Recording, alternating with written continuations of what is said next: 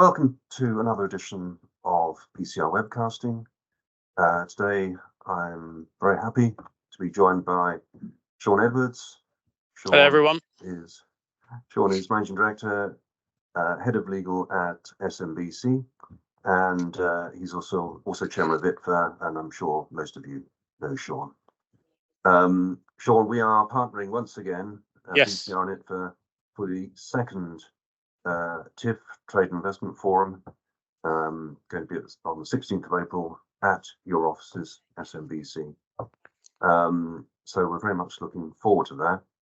And there's a lot happening in this space, isn't there? And there's a lot of potential in this space.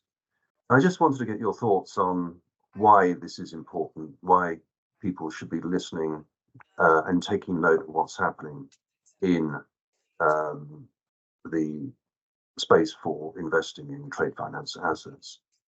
So, I mean, do you think this is going to be game changing? What's happening here? Is this going to really change the outlook for the trade finance environment and for banks, for investors, etc.? Yeah, so the answer to that, the quick answer is yes, but not immediately. So it's still a long game. If I look at sort of differences between what we're going to be talking about this year at TIF 2, if you like, TIF 24, as opposed to what happened at TIF 1, TIF 23, we've had a big game changing, I think. It's one of those, it's what Lord Holmes, who opened last year's conference, described as the most important piece of law, new law that no one has heard of. And that's the Electronic Trade Documents Act. And it's a very short act, and you might think it's not that important when you look at it. It does one very simple thing. It allows you to digitalize trade documents that previously could only be in paper form. And with that, of course, went all the inefficiencies and all the risks associated with paper. So you can say, well, now you can just do it digitally. So what? There's a lot of what, actually.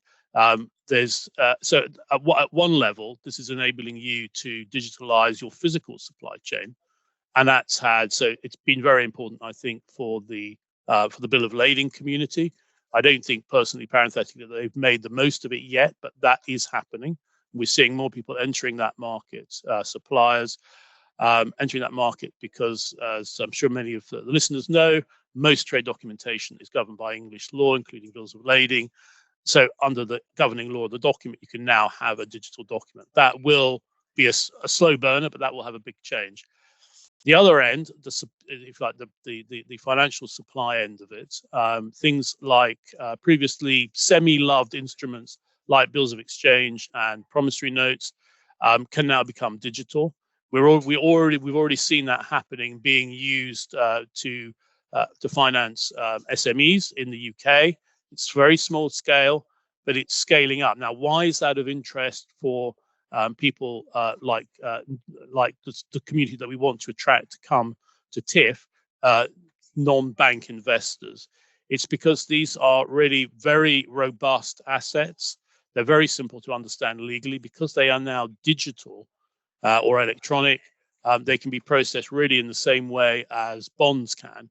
And ultimately, one of the things we can do is actually list these on exchanges. Again, so that's why I'm saying it's a long game. That is not going to happen this year or next year, but it will happen at some point, and that will give a lot more liquidity to these things. The other thing we're emphasizing actually is how important these things, these instruments and these changes, including tokenization. We have a panel on that for the first time this year. And tokenization, sort of one of those sexy buzzwords in the trade assets context. It means a digital version of what I've just been talking about: bills of lading, bills of exchange, promissory notes. But once they're tokenized, in the same way that, for example, most equities are tokenized effectively these days, they can be listed on exchanges and traded. That's liquidity. But also the underlying instruments are of great interest. They exist in a lot of the emerging markets, so a lot of Africa, Asia. They understand that what they have, of course, bills of lading. That's more from a finance point of view. That's more of a security document. But to actually raise finance, bills of exchange, promissory notes in digital form are known and recognized in Africa, in Asia. So we have a panel this year on the attraction of the emerging markets. Now, so it's not just investors, is it, that we're trying to attract? Banks as well. You mentioned the banks as well. service. Yes, indeed. So what's happening in terms of the Electronic Trade Documents Act and MILITA, that has significant implications in terms of liquidity and risk distribution. Correct. Efficiency, risk distribution, just general efficiency. We have a representative from one of the world's biggest commodity traders coming. They are very interested in the tokenization. I'll use that word, deliberately, slightly provocatively. The tokenization of bills of lading. We have a whole session on that, how that can be done legally, technically, and what's the commercial rationale for it. Because exactly, that's something they couldn't have done a year ago. Yeah, and also you mentioned emerging markets. I mean, the one of the important things there, of course, is the differences in yields across different markets, and also risk and default rates. Correct. Yeah. Right. So what I was going to say before you took me off on that very important point about what banks have got to do, but what I was going to say is it's great to have, of course, digital documents, and I think they are, in and of themselves, they are fantastic. Digital trade documents are fantastic. But for people to want to buy them, it's got to be interesting financially. And the point is, there is a better yield in the emerging markets. But with that, leaving aside, all the efficiencies and the benefits of using digital documents, of course, there's non-payment risk, right? And that is something that you need to be able to manage in a pretty much a traditional way. You can make it more efficient. You can get better information by using digital systems, but ultimately that's something you're going to have to manage at the investor, at a human investor level, at least until the AI gets so clever that we can all retire the day we're born. But the yields are better there, and so we've got funds coming to talk at TIF2. To talk about what the benefits are of investing in those markets. Remember, trade assets are short term. They're short term, and trade gets paid, and that's not a legal term. That's a sort of slogan, but that is true because trade is about importing real goods. For in emerging markets, this is very much about importing things that you need to live, and so therefore governments will prioritize payment for those over anything else. And we've also got a session on taking security over digital trade documents and digital collateral. This is right. Quite an interesting, very new area. Yeah, it's a bit of a tricky area. We've got TIFA Chance coming in, haven't we? Correct. To talk about that. This is also going to become a very big aspect, isn't it, of the whole area of investing in trade finance assets. I think so. Look, what it means is things are more efficient, right? And here we're talking about, typically this could be used in a borrowing-based facility. So you're talking about making that more efficient. So that's cheaper for banks to run and therefore for borrowers to fund. But what's actually really important in this context is the speed at which you can cycle funds. And the quicker you can get in that information and verify it, the quicker the funds will go out, the quicker the cycles will be. So actually it speeds up the amount of finance that is effectively available. So that's also really exciting. And of course we have Lord Offord. Indeed. Very honoured to have him. And I think that's a reflection of the government's interest in this space. It is indeed. So Lord Offord is the Minister for Exports. The government recognises, the government obviously backed the ETDA, the Electronic Trade Documents Act. They recognise in the current environment that we're in that it's very important that UK SMEs perform as well as they can, and digitisation offers them that opportunity. There's a lot of education to be done. There's always push and pull here, right? There's demand and supply. So at the moment, the supply of trade assets from SMEs and the like, and even actually bigger companies in the UK, for example, is quite low, and that's partly because people need to choose a technology, they need to integrate it, but also I think actually largely there's a lack of education, and that's where I think the demand from the banks can come in. There's definite benefits to banks to going digital for trade. Because the investors don't really understand this space very well, do they?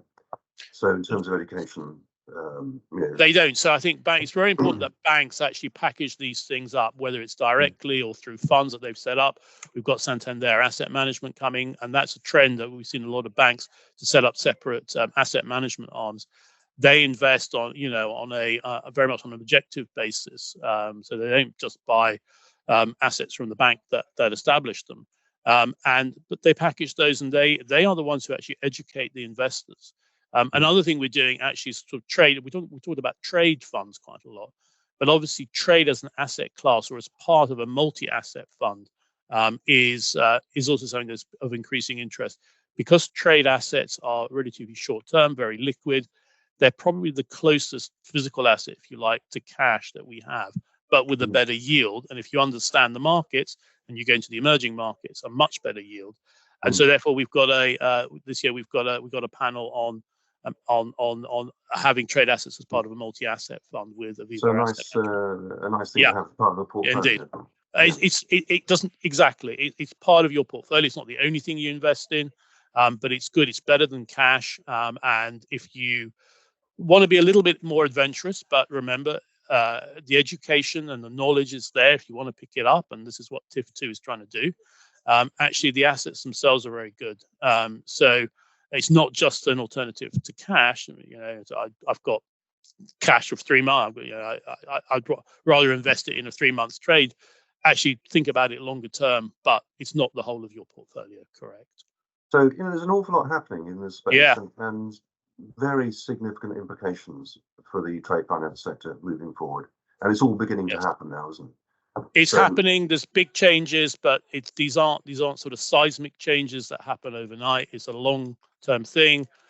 So I'd say to people, come to TIF 24, but also come to TIF 25 and TIF 26, because there will be incremental changes every year, and each year will get significantly better than the last year. But it's a long-term play.